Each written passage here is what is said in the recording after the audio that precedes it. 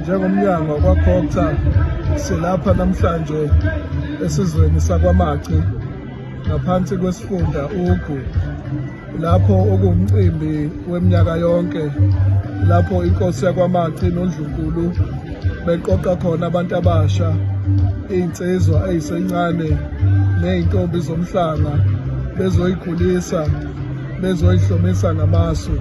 Sithokoze kakhulu ukuthi inkosi isimeme namakhosi angomakhelwane njengenkosi yakwaJali, inkosi yakwaFodo, inkosi yakwaZungu ababusise lo msebenzi omkhulu kangaka.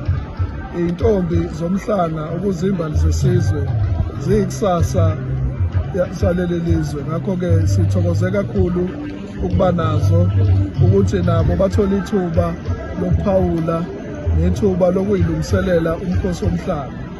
Okusithokozise kakhulu ukubona ney'nsizwa ey'sencane, ngoba nazo iy'nsizwa zidinga ukunakekelwa njengoba kunakekelwa amantombazane, nabo bakhuliswe isimilo. Bekukhona nemeya nomntwana waseNdlunkulu kwaLinda uZulu, esithembayo ukuthi minyaka yonke lo mcimbi siwubona ukhula.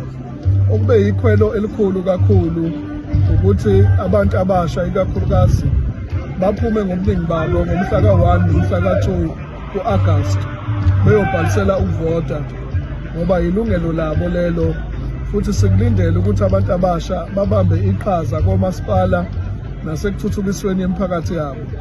Ngakho-ke siyabanxusa abantu bakithi ukuthi kulezi iy'nsuku ey'hlinzekelwe u-IEC umhla ka-1 no-2 Agasti baye ey'khungweni beyobhalisela ukuvota, beyohlola ukuthi basavela yini ohlwini ukuze ukhetho lwethu kube ukhetho olungenay'hibe.